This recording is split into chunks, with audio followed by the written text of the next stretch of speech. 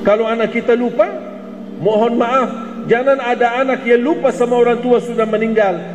Anak-anak sekarang lupa sama orang tua yang masih hidup. Demi Allah, saya bertemu beberapa orang tua datang nangis. Nangis seperti anak kecil di depan saya. Anaknya tidak diurus, tidak diperdulikan, bahkan keluar dari rumah tidak tahu kemana. Apa kira-kira perasaan kita?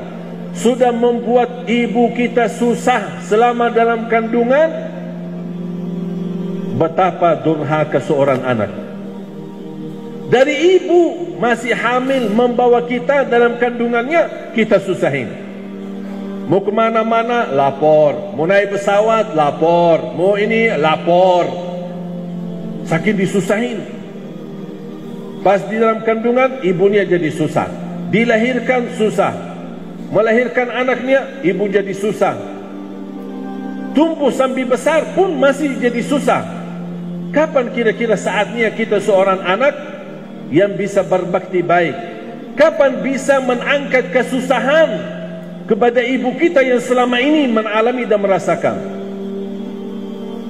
Makanya fantas kalau kita berdoa, Allah tidak kabul doa kita, Allah tidak ijabah hajat kita, karena kita tidak mengangkat kesusahan kepada ibu kita.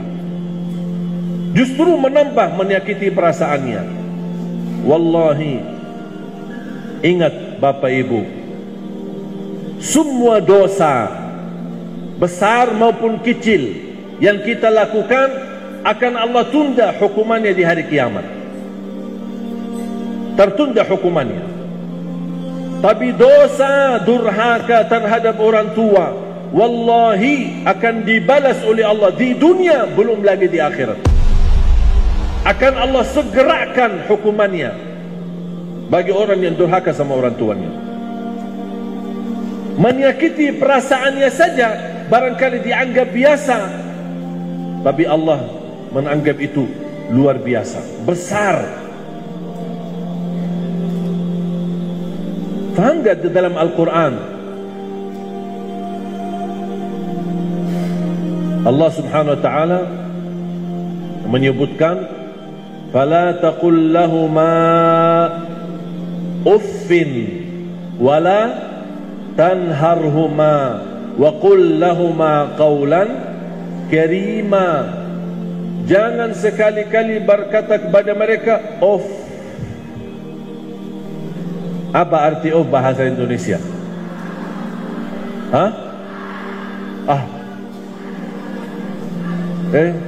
Ambilin air. Walaupun sudah bilang kemudian kita pergi ambil air, dibawa airnya, tapi sebelumnya sudah ucapkan dosa. Dan bawa air baik tidak ada dapat pahalanya, sia-sia. Dan dapat dosa menyakiti perasaan mereka, orang tua. Saja tidak boleh. Yang lebih menarik firman Allah kelanjutannya, wala tanharhuma. Maksudnya apa wala tanharhuma? Jangan menegur mereka dalam kondisi memarahi atau menganggap mereka bodoh. Contoh, saya kasih contoh biar faham ayat ini. Orang tua duduk di depan TV, megang remote kan?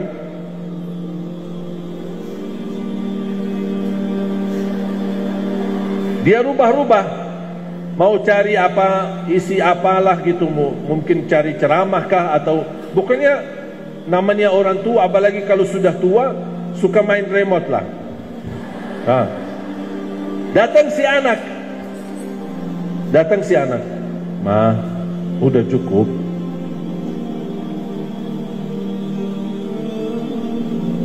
Bahkan ada yang anak bilang, Ma, udah diamin. Mana remote-nya nih? Itu maksudnya wala tanharhuma. Mau nugur mereka saja tidak boleh seperti itu, dosa besar. Terus bagaimana kalau saya mau nugur mereka? Langsung begini aja, dengan cara wa qul lahuma qawlan karima. Berkatalah perkataan yang mulia. Ma, kenapa Ma? Nih begini Ma, begini. Amin. Ini suka nggak? Dah suka ya? Nih, suka nggak? Suka? Nih, nah.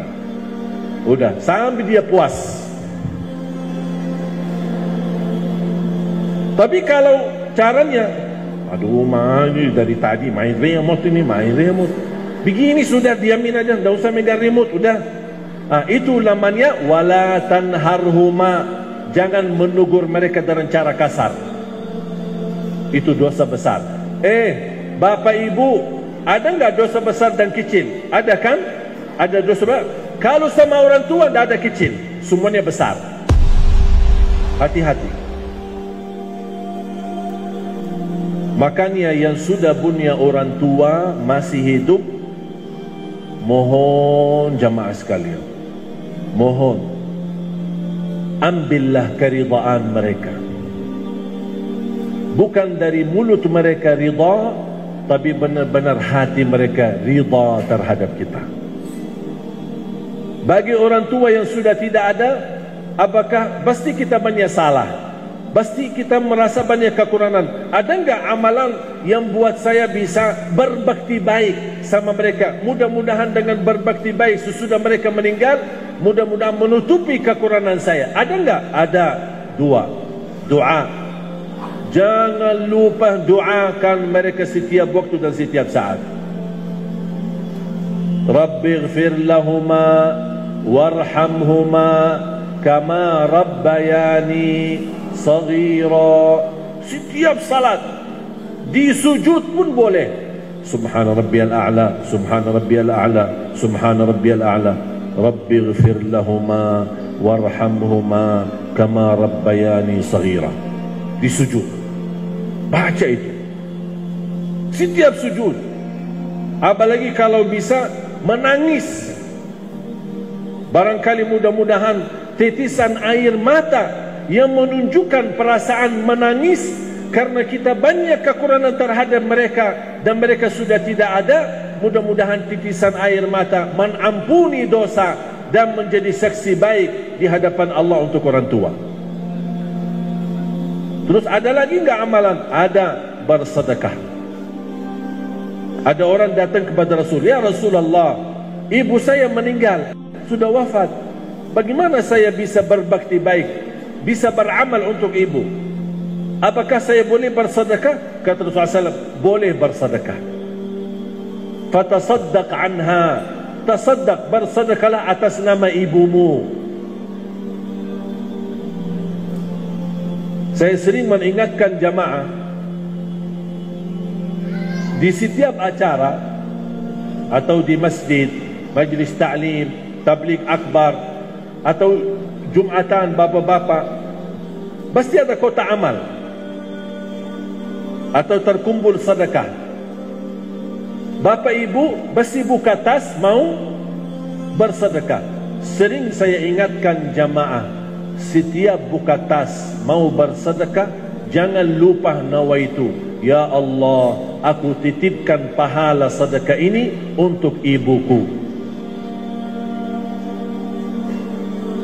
Jangan langsung buka tas, ya terima kasih, ya terima kasih, terima kasih. Lupa niatnya. Nanti terhitung sedekah itu hanya untuk diri kita. Tapi kalau kita nawaitu, ya Allah, aku titipkan pahala untuk ayah saya, untuk ibu saya, walaupun mereka masih hidup boleh, apalagi kalau sudah meninggal. Wallahi sangat bermanfaat sedekah itu untuk orang tua, apalagi yang sudah meninggal. Sangat bermanfaat, mensinarkan cahaya di dalam kubur mereka dengan berkah sedekah kita. Jadi saya mohon, di setiap ibu-ibu, bapak-bapak bersedekah, jangan lupa orang tua kita. Tidak ada di antara kita yang sempurna perilakunya terhadap orang tua. Semua pasti ada salah. Salah yang kita sadarkan maupun kita yang sudah lupakan. Makanya mohon jamaah sekalian, demi kebaikan, apalagi kalau mereka sudah tidak ada, mudah-mudahan dengan niat yang tulus, yang baik yang kita lakukan, mudah-mudahan menjadi bermanfaat untuk mereka dan juga bermanfaat menjadi saksi baik di hadapan Allah untuk kita. Ada satu guru saya ketika saya bertanya, bagaimana kita bisa balas kebaikan orang tua? Ada enggak kesempatan kita mampu balas jasa orang tua? Kesusahan ibu terutama, sejak dia mengandung kita sampai besar, sampai kita nikah dan berkeluarga. Dan subhanallah betapa tulus dan ikhlas hati mereka. Kita sudah nikah, tidak ada tanggungjawab mereka, tapi tetap masih memberikan perhatian. Jangankan kita, kalau sudah kita punya anak, masih diurusi orang tuanya. Saya sering jamaah pas lagi jalan-jalan ke Bandung atau jalan-jalan ke Jogja, terus anaknya mana? Saya titip sama ibu saya, saya titip sama ayah saya. Betul nggak? Itu sering terjadi. Jadi kita tidak sendiri membuat mereka susah, malah anak kita juga, cucunya. Tapi subhanallah, orang tua kita tulus, ikhlas. Bukan melayani kita saja, melayani cucu kita kalah. Benar, kita kalah. Kira-kira apa yang kita bisa balas buat jasa mereka? Tidak bisa. Kita dilayani, anak kita pun dilayani. Bahkan subhanallah, kalau bapak ibu memperhatikan mereka, melayani anak kita yang menjadi cucu bagi mereka, tulus dan ikhlas, bahkan senang, merasa nikmat, bahagia. Makanya saya bertanya sama guru saya, kira-kira ada enggak kesempatan kita bisa membalas jasa orang tua, membalas kebaikan?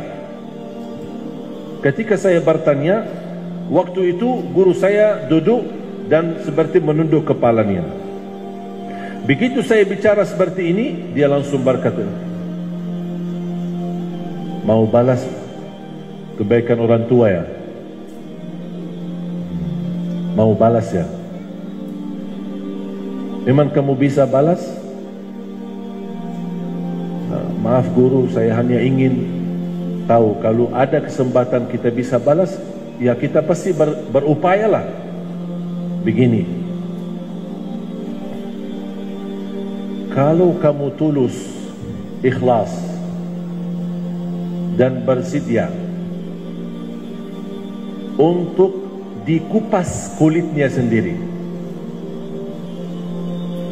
dikupas kulitnya, ada enggak?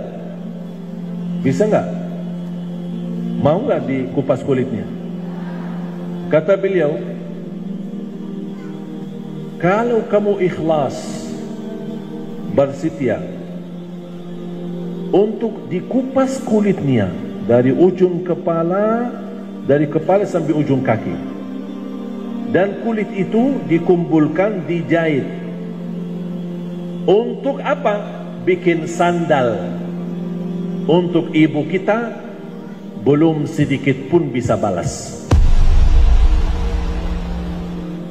Maaf, bisa nggak terbayang? Bisa nggak terbayang? Kulit kita dikupas dan diikhlaskan untuk ibu kita, belum bisa membalas.